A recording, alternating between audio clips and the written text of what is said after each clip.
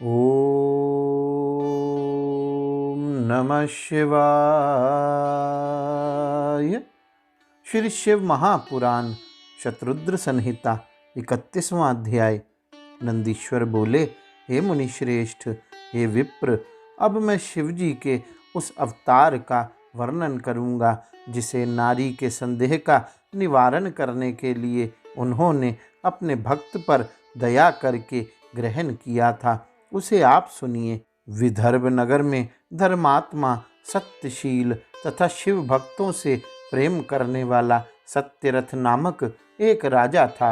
हे मुने, धर्म पूर्वक पृथ्वी का पालन करते एवं शिव धर्म से सुखपूर्वक निवास करते हुए उस राजा का बहुत समय व्यतीत हो गया।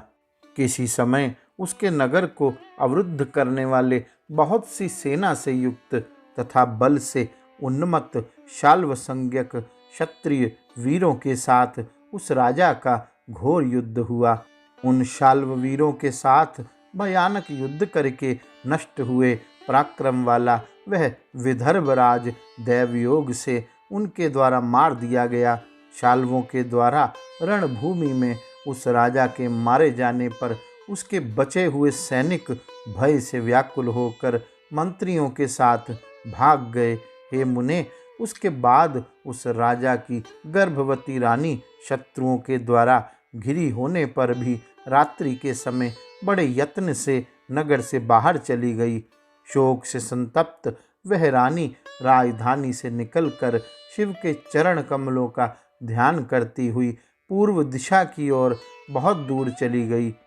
इस प्रकार शिवजी की दया से सुरक्षित हुई वह रानी नगर से बहुत दूर जा पहुंची और उसने प्रातःकाल के समय वहां एक स्वच्छ सरोवर को देखा। वहां आकर राजा की उस सुकुमार पत्नी ने शोक से व्याकुल हो विश्राम के लिए उस सरोवर के तट पर एक छायादार वृक्ष का आश्रय लिया। वहां पर रानी ने दैववश शुभ ग्रहों से युक्त मुहूर्त में सर्वलक्षण संपन्न दिव्य पुत्र को जन्म दिया।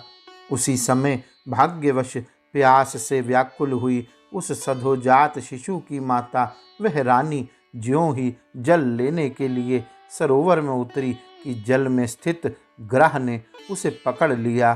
भूख एवं प्यास से अत्यधिक व्याकुल तथा पिता एवं माता से रहित वह नवजात बालक सरोवर के किनारे रोने लगा। हे मुने, उत्पन्न होते ही भूख प्यास से व्याकुल हो रोते हुए उस नवजात शिशु पर सर्वांतरमयी तथा सर्वरक्षक वे महेश्वर दयार्द हो उठे। उसी समय कष्ट दूर करने वाले भगवान के द्वारा मन से प्रेरित की गई एक भिखारन वहां अकस्मात आ पहुंची। अपने 1 वर्ष के पुत्र को लिए हुए उस विधवा ने उस रोते हुए अनाथ बच्चे को वहां देखा। हे मुने, उस बालक को निर्जन वन में देखकर वह ब्राह्मणी अत्यंत आश्चर्यचकित हो अपने हृदय में बहुत विचार करने लगी। अहो, मैंने इस समय बहुत बड़ा आश्चर्य देखा जो असंभव एवं मन तथा वाणी से सर्वथा अकथनीय है। तेजस्वियों में श्रेष्ठ इस बालक का अभी तक नाल छेदन नहीं हुआ है और यह मात्र विहीन हो रोता हुआ अकेला ही पृथ्वी पर लेटा हुआ है। यहाँ तो इसकी सहायता करने वाले इसके माता पिता आदि कोई नहीं हैं। इसमें क्या कारण हो सकता है? अहो, दैव बल बड़ा प्रबल है। यह ना जाने किसका पुत्र है, इसे जानने वाला भी यहाँ कोई नहीं है जिससे इसके जन्म के विषय में पूछूं। मुझे तो इस पर बहुत ही दया आ रही है। मैं अब इस बालक का अपने और सुपुत्र की भांति पालन करना चाहती हूँ, परंतु इसके कुल और जन्म आदि का ज्ञान ना होने से इसे छूने का साहस नहीं होता।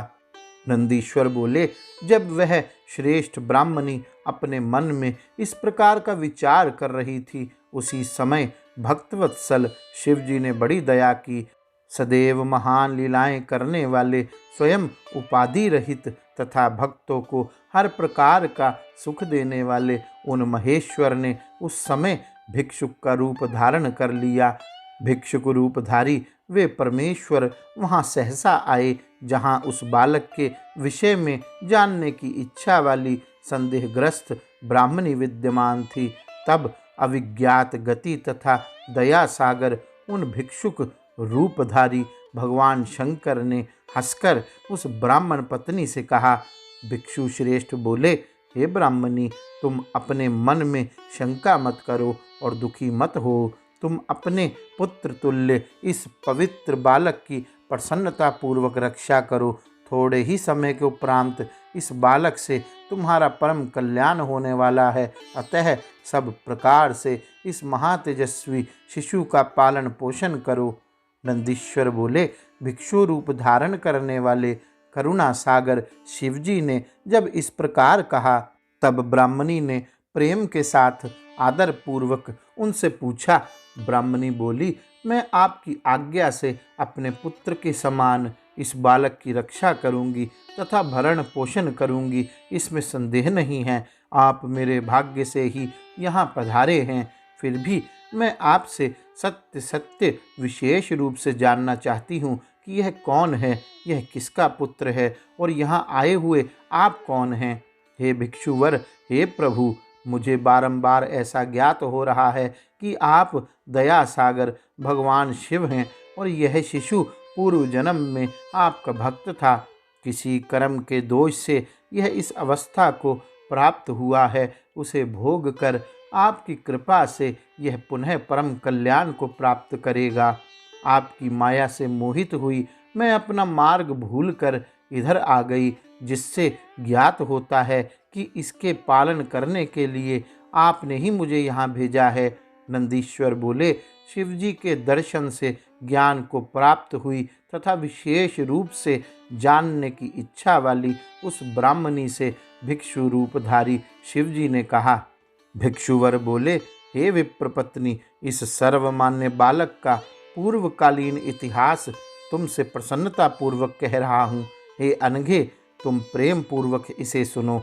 यह बालक शिव भक्त, बुद्धिमान तथा अपने धर्म में निरत रहने वाले विदर्भराज सत्यरथ का पुत्र है। हे ब्राह्मणी, सुनो, राजा सत्यरथ शत्रु शाल्वों द्वारा युद्ध में मार डाले गए, जिससे अत्यंत भयभीत हुई उनकी पत्नी रात्रि में शीघ्रता से अपने घर से निकल गई। उन्होंने इस वन में आकर प्रातःकाल होते होते इस पुत्र को जन्म दिया, किंतु प्यास लगने से वह सरोवर में उतरी। तब दुर्भाग्य से ग्रह ने उन्हें अपना ग्रास बना लिया।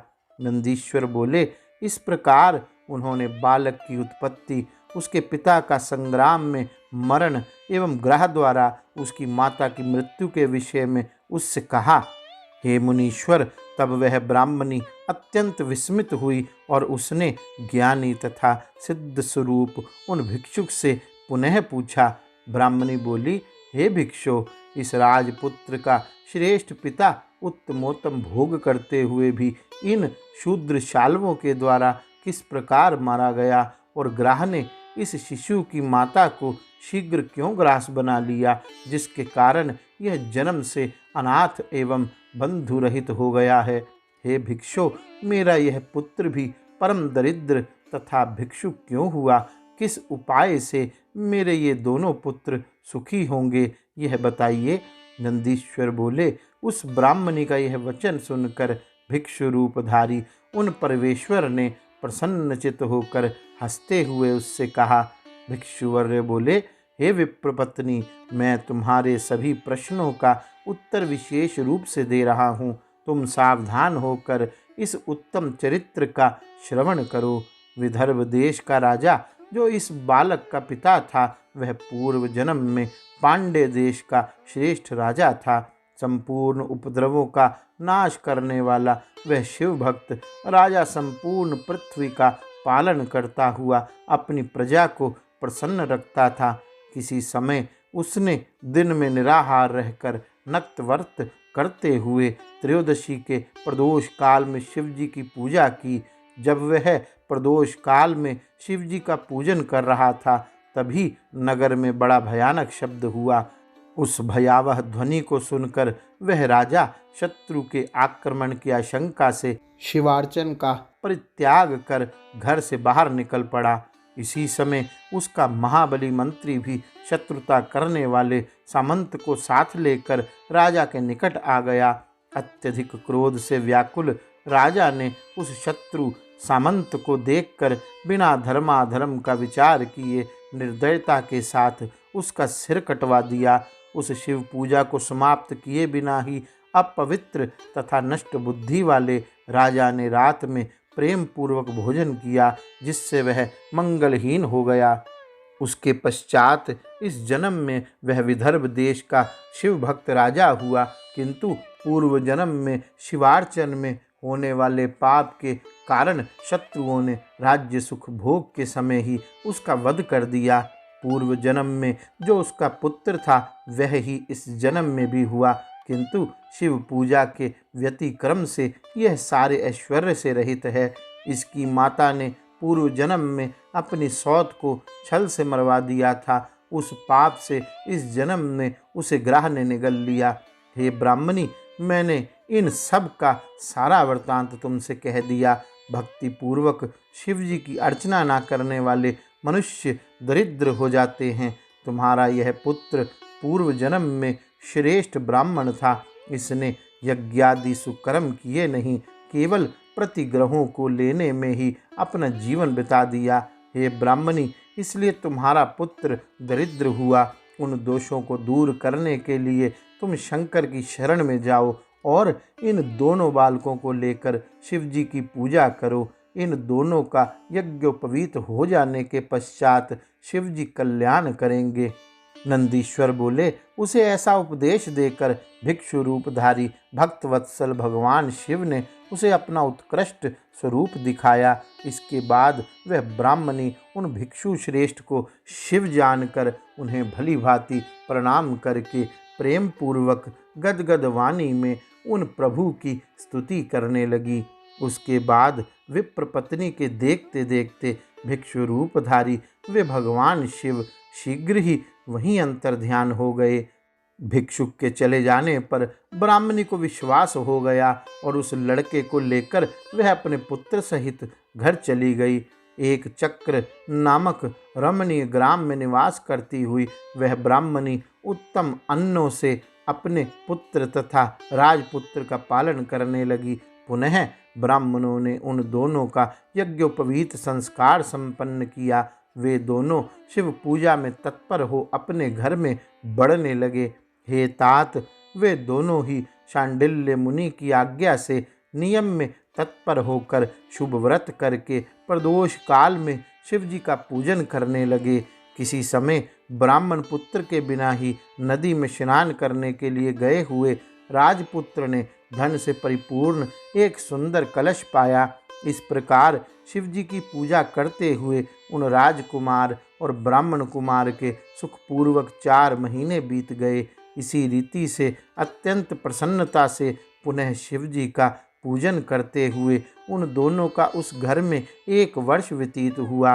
हे मुने, 1 वर्ष बीत जाने पर वह राजपुत्र एक दिन उस ब्राह्मण पुत्र के साथ सर्वव्यापक शिव की कृपा से वन प्रांत में जा पहुंचा और अकस्मात वहां पर आई हुई तथा उसके पिता द्वारा प्रदत्त गंधर्व कन्या से विवाह करके अकंटक राज्य करने लगा।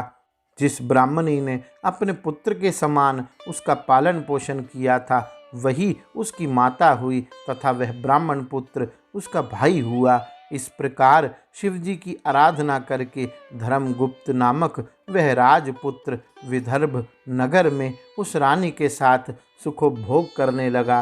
हे मुने, इस समय मैंने शिव जी के भिक्षुवर्य अवतार का वर्णन आपसे कर दिया, जो धर्मगुप्त नामक राजपुत्र को सुख देने वाला था। यह आख्यान निष्पाप पवित्र करने वाला महान धर्म, अर्थ, काम तथा मोक्ष का साधन एवं संपूर्ण मनोरथों को पूर्ण करने वाला है।